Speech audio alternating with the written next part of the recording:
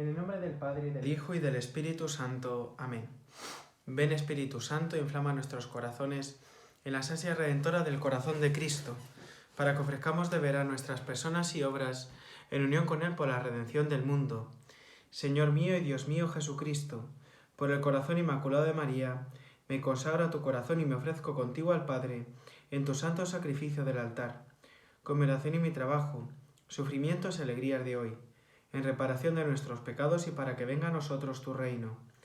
Te pido en especial por el Papa y sus intenciones, por nuestro obispo y sus intenciones, por nuestro párroco y sus intenciones, por nuestro seminario y sus necesidades. Oh Señora mía, oh Madre mía, yo me ofrezco enteramente a vos, y en breve filial afecto os consagro en este día mis ojos, mis oídos, mi lengua, mi corazón, y una palabra todo mi ser, ya que soy todo vuestro. Oh Madre de bondad, guardadme y defendedme como cosa y posesión vuestra. Amén. Como siempre hacemos, vamos a comentar en esta mañana de sábado el Evangelio del domingo para los que vayáis ya a la Eucaristía esta tarde y bueno, pues para los que vayáis mañana que os podáis preparar con más tiempo. En nuestro recorrido cuaresmal por el ciclo C, que es el que sigue más o menos el Evangelio de San Lucas, hacemos una parada y escuchamos en esta ocasión el Evangelio según San Juan, el pasaje conocido como el de la mujer adúltera. Del Evangelio según San Juan. Jesús se retiró al monte de los Olivos, pero de madrugada se presentó otra vez en el templo, y toda la gente acudía a él. Entonces se sentó y se puso a enseñarles. Los escribas y fariseos le llevaron una mujer sorprendida en adulterio, la pusieron en medio y le dijeron: Maestro, esta mujer ha sido sorprendida en flagrante adulterio. Moisés nos mandó en la ley apedrear a estas mujeres. ¿Tú qué dices? Esto lo decían para tentarle, para tener de qué acusarle. Pero Jesús se inclinó y se puso a escribir con el dedo en la tierra. Pero al insistir ellos en su pregunta, se incorporó y les dijo: Aquel de vosotros que esté sin pecado, que le arroje la primera piedra. E inclinándose de nuevo, siguió escribiendo en la tierra. Ellos, al oír estas palabras, se fueron retirando uno tras otro, comenzando por los más viejos. Jesús se quedó solo con la mujer, que seguía en medio. Jesús se incorporó y le preguntó: Mujer, ¿dónde están? Nadie te ha condenado. Ella respondió: Nadie, Señor. Jesús replicó: Tampoco yo te condeno. Vete y no vuelvas a pecar. Vete y no vuelvas a pecar.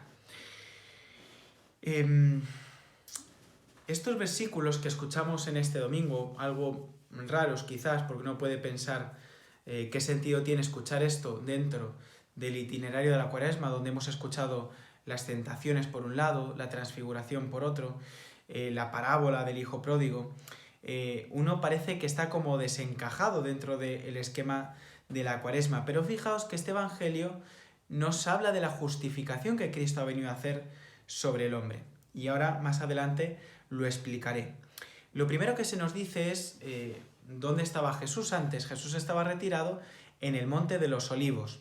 En los evangelios hay dos cosas que nos indican que Jesús está rezando. En primer lugar, además de las expresiones explícitas de que está rezando, hay dos indicaciones. Una de ellas es que Jesús esté con los ojos mirando al cielo, lo cual habla de esa comunión con el Padre. Y en segundo lugar, el retiro en un sitio alejado o en un sitio elevado. En este caso, en el Monte de los Olivos. Por eso entendemos que en el Evangelio según San Juan, después, cuando se hable de la traición de Judas, se nos diga que Judas conocía el sitio porque Jesús había ido allí muchas veces a rezar con los apóstoles. Por tanto, Jesús estaba no solamente retirado descansando, sino que estaba retirando orando. Y se nos dice que de madrugada se presentó otra vez en el templo y toda la gente acudía a él. Esto es una enseñanza preciosa para los que nos dedicamos al ministerio de la predicación. Y es que uno, antes de proclamar el Evangelio, uno antes de predicar tiene que rezar con esas palabras que uno tiene que predicar, que uno tiene que proclamar. No solamente decir el Evangelio, sino rezar con esas palabras. Lo mismo los que son lectores, los que cantan, los que no solamente es a ver cómo lo digo, decir las palabras, expulsar las palabras de nuestros labios, sino que uno tiene que rezar y meditar aquello que después va a proclamar, como hace el mismo Señor. Se retira, reza, ora y después ya inicia el ministerio. Y después ya proclama la palabra, se sienta, enseña y realiza milagros, que es lo que sucede en este Evangelio. Entonces se sentó y se puso a enseñarles. Y en el transcurso de esa enseñanza es cuando los fariseos irrumpen en la escena y le presentan una mujer adúltera. En el Evangelio ya, en esta situación, digamos que los fariseos están un poco picados con Jesús. Disculpadme la expresión algo coloquial, porque ya en distintos momentos Jesús había tenido discusiones con ellos habían criticado su manera de actuar, su manera de hacer milagros, y ahora pretenden pillar al Señor. Le intentan pillar con una mujer adúltera. ¿Por qué? Porque en la ley del Levítico se dice que a la mujer que adultere tiene que sufrir la pena de la lapidación. Entonces, decían los fariseos, esto blanco y en botella. Si le traemos la mujer que ha cometido adulterio, Jesús, que se ha sentado como legislador, o sea, ese gesto de sentarse es muy significativo, tendrá que aplicar la condena, porque si él es maestro, si él es juez, entonces tiene que hacer caso a lo que dicen las prescripciones del Antiguo Testamento. Pero recordemos que Jesús no ha venido a abolir la ley, sino que ha venido a darle cumplimiento. ¿Esto qué quiere decir? Que en definitiva hay una gran continuidad entre el Antiguo Testamento y el Nuevo Testamento, pero también, y no olvidemos esto, hay una discontinuidad. Y quien no se lo crea esto, que lea la carta a los Hebreos, donde se habla de la superioridad del nuevo sacrificio de Cristo sobre todos los sacrificios del Antiguo Testamento. La superioridad de la nueva ley sobre todas las leyes del Antiguo Testamento. Que no es que queden abrogadas, sino que la ley nueva ha venido a darle cumplimiento. ¿Por qué? Porque el problema, digamos, o el pecado de los fariseos es el legalismo, el haber perdido el corazón de la ley, el haber perdido el espíritu de esa ley que Dios había dado a su pueblo para vivir la alianza. ¿Cuál es la historia aquí? Que claro, viven la ley pero sin la alianza, viven las normas pero sin el corazón. Y aquí Cristo lo que hace es un gesto que ninguno, o sea, esto es un gran misterio para todos. Y yo espero que en el reino de los cielos, cuando lleguemos al juicio final, el Señor nos explique qué es lo que escribió aquí, por qué se agacha y empieza a escribir unas letras, empieza a escribir algo en la arena. A nosotros no nos ha legado el Evangelio ni el evangelista qué es lo que Jesús escribió en ese momento. Podemos hacer elucubraciones, podemos hacer teología fantástica o de ficción, pero nunca sabremos exactamente qué es lo que el Señor escribió. ¿Qué es lo que sí sabemos? La frase que dice, aquel que esté sin pecado, que tire, que arroje la primera piedra. Y sigue escribiendo, con lo cual tuvo que escribir un texto bastante extenso. Los mayores son los que primero, al escuchar estas palabras, se empiezan a marchar. Y después, los más jóvenes. ¿Por qué esto? Porque cuando uno es más mayor, cuando uno en principio ha ido ganando sabiduría, descubre más fácilmente sus errores. Esto es algo muy común, incluso en los santos. Los santos, cuanto más cerca están del Señor, más descubren sus faltas. Cualquier pecado mínimo que para ellos es descubierto, a lo mejor en su ancianidad, es para ellos como un motivo de gran escándalo y de gran sufrimiento. Cosas que a lo mejor en su juventud pues hubiesen pasado como una de tantas. ¿Por qué? Porque han pasado una vida cristiana y entonces ahora están más cerca del Señor. Y por eso los mayores, que son más sabios, que son más conscientes de sus errores, que son más conscientes de sus pecados, es entonces cuando se marchan los primeros, porque uno cuando es joven no se da cuenta quizás del mal que hace y es como muy fanático e incluso a veces muy hipócrita con sus propias acciones. No es capaz de objetivar también su propio pecado. Entonces se marchan unos tras otros y entonces se quedan solos Jesús y esta mujer adúltera. Y como dice San Agustín de Hipona preciosamente, se encuentra la miseria con la misericordia. Se encuentra la pobreza y la riqueza. Mujer, ¿dónde están? Nadie te ha condenado. Nadie, Señor. Tampoco yo te condeno. Vete y no vuelvas a pecar. Os decía al principio del comentario del Evangelio que esta frase, o sea, todos estos versículos, nos hablan de cómo nos justifica el Señor.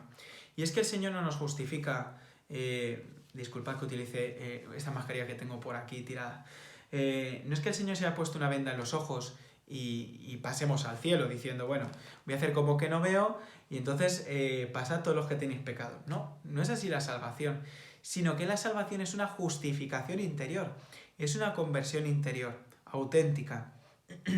Porque lo otro es la justificación tal y como la entienden los protestantes, que el hombre no se transforma interiormente, que el hombre, ¿cómo decirlo así en cristiano? Que el hombre no se hace bueno, sino que el hombre sigue siendo malo y gracias al sacrificio de Cristo en la cruz, gracias a esa muerte, entonces el Padre se tapa los ojos y Cristo hace que pasen los hombres, gracias a su sacrificio.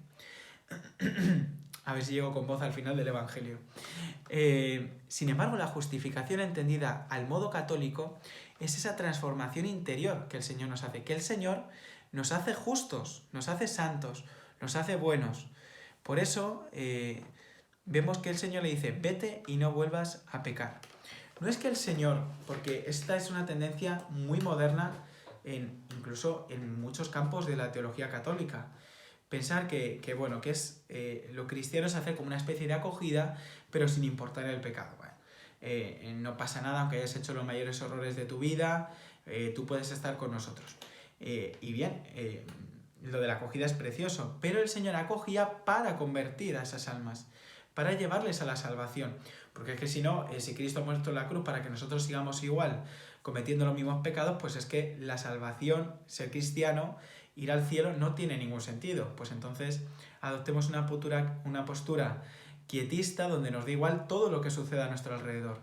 No, sino que la salvación nos salva. Esto parece como muy evidente y muy redundante, pero es que es verdad, es que la salvación nos salva. Busca redimirnos, busca el hacernos buenos, el hacernos santos. El Señor podría haber inventado cualquier otro modo, pero ha inventado este modo que es que Cristo muere en la cruz y resucita, y esta salvación se nos comunica a nosotros, haciéndonos partícipes de la naturaleza divina del Hijo. Pero para eso hace falta una cosa, como hacemos en la renovación de las promesas bautismales, renunciar a Satanás y adherirnos a Cristo Jesús. Pues nada más, que paséis todos un feliz día. Os recomiendo no solamente leer el Evangelio, sino también leer la segunda lectura del día de hoy, que es la carta a los Filipenses, el relato de la conversión de San Pablo, porque también habla un poco de lo que significa esta justificación interior que el Señor hace en nosotros. Y es, he de confesaros, una de mis lecturas favoritas, y de hecho la carta a los Filipenses es mi epístola favorita de San Pablo. Así que nada más, que paséis todos un feliz domingo. Gloria al Padre, y al Hijo, y al Espíritu Santo, como era en el principio, ahora y siempre, por los siglos de los siglos. Amén. Sagrado Corazón de Jesús, en vos confío. Dulce Inmaculado Corazón de María, sed nuestra salvación. San José, ruega por nosotros. Y la bendición de Dios Todopoderoso, Padre, Hijo y Espíritu Santo, descienda sobre vosotros. Ave María Purísima, sin pecado concebida.